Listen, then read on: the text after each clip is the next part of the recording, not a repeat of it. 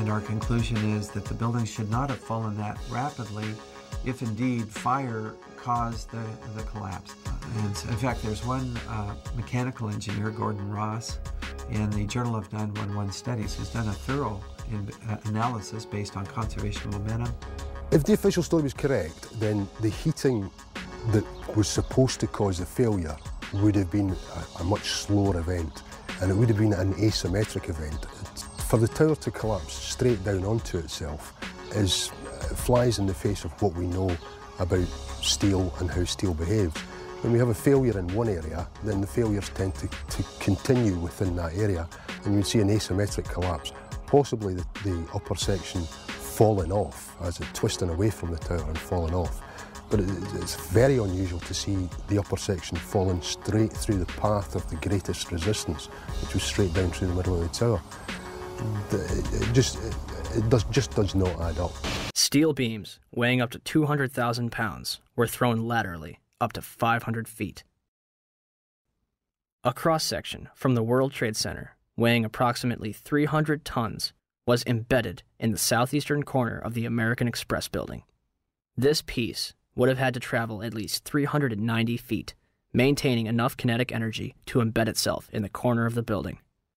What we should have seen in the debris pile was a pyramidal shape. If it had been a gravity-driven collapse, we would have seen a roughly pyramidal shape or a conic shape.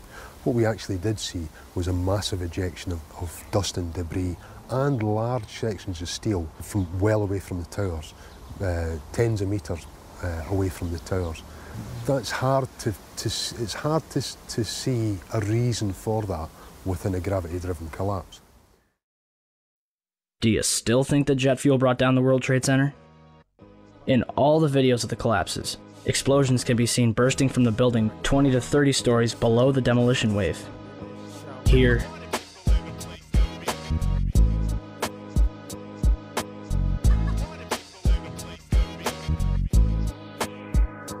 here,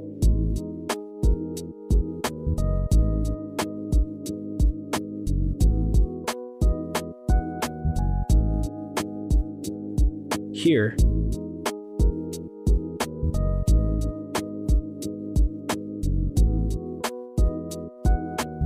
here,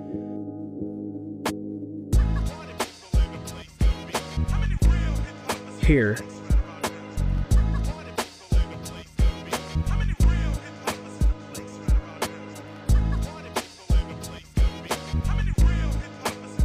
and here.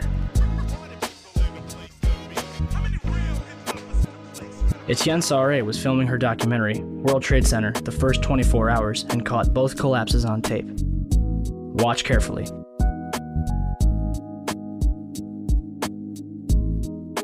The tripod shakes 12 seconds before the North Tower begins collapsing. And something is knocked off the right-hand side of the building.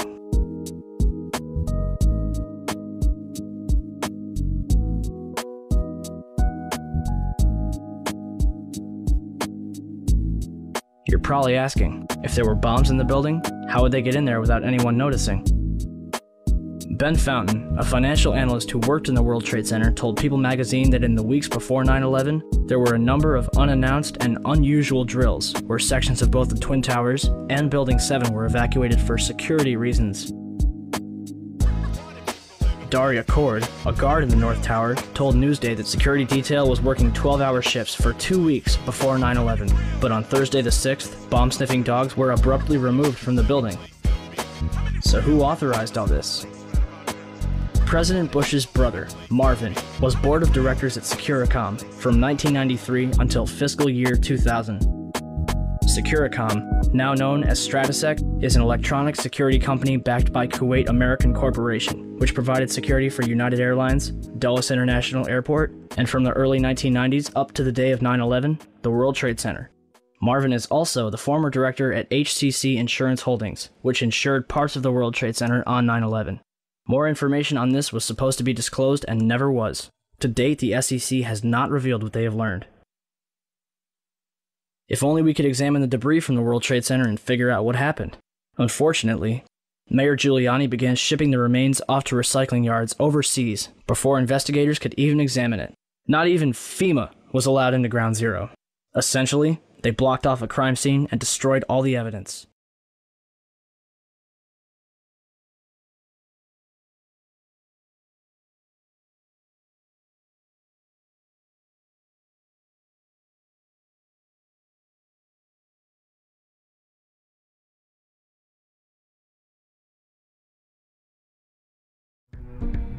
Since the inception of the Federal Reserve in 1913, a number of large and small wars have commenced. The three most pronounced were World War I, World War II, and Vietnam. World War I. In 1914, European wars broke out centered around England and Germany. The American public wanted nothing to do with the war. In turn, President Woodrow Wilson publicly declared neutrality. However, under the surface, the U.S. administration was looking for any excuse it could find to enter it. In a noted observation by Secretary of State William Jennings, the large banking interests were deeply interested in the World War because of the wide opportunities for large profits. It's important to understand that the most lucrative thing that can happen for the international bankers is war, for it forces the country to borrow even more money from the Federal Reserve Bank at interest. Woodrow Wilson's top advisor and mentor was Colonel Edward House, a man with intimate connections with the international bankers who wanted in the war. In a documented conversation between Colonel House, Wilson's advisor, and Sir Edward Grey, the Foreign Secretary of England, regarding how to get America into the war, Grey inquired, "What will Americans do if Germans sink an ocean liner with American passengers on board?" House responded, "I believe that a flame of indignation would sweep the United States, and that by itself would be sufficient to carry us into war."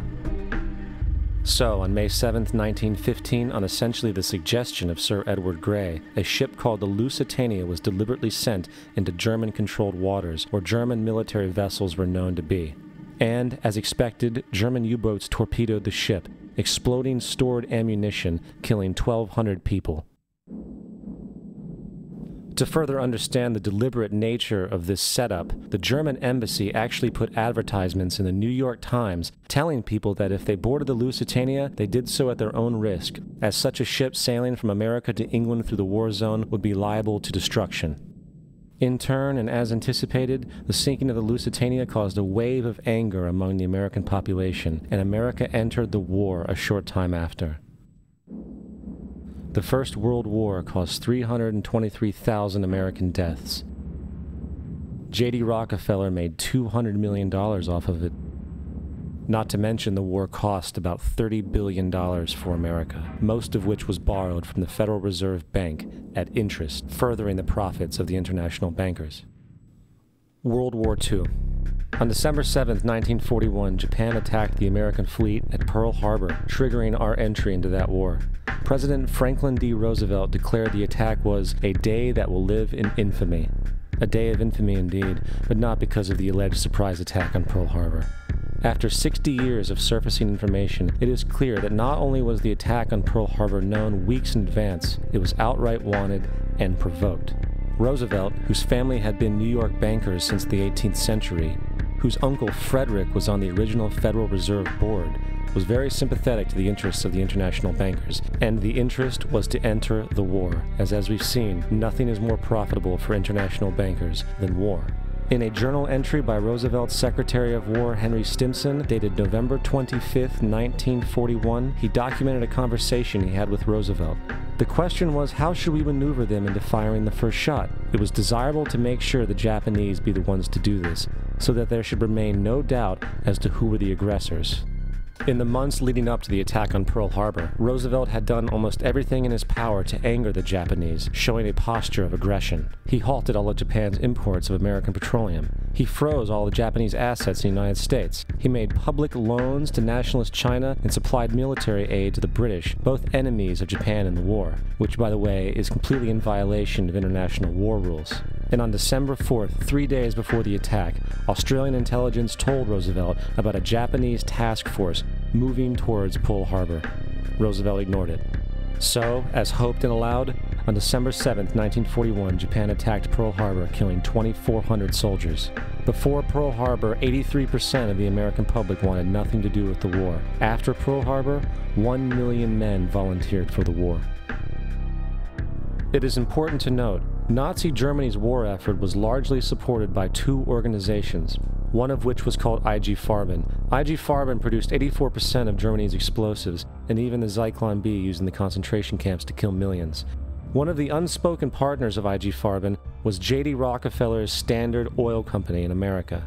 In fact, the German Air Force could not operate without a special additive patented by Rockefeller's Standard Oil. The drastic bombing of London by Nazi Germany, for example, was made possible by a $20 million sale of fuel to IG Farben by the Rockefeller Standard Oil Company. This is just one small point on the topic of how American business funded both sides of World War II.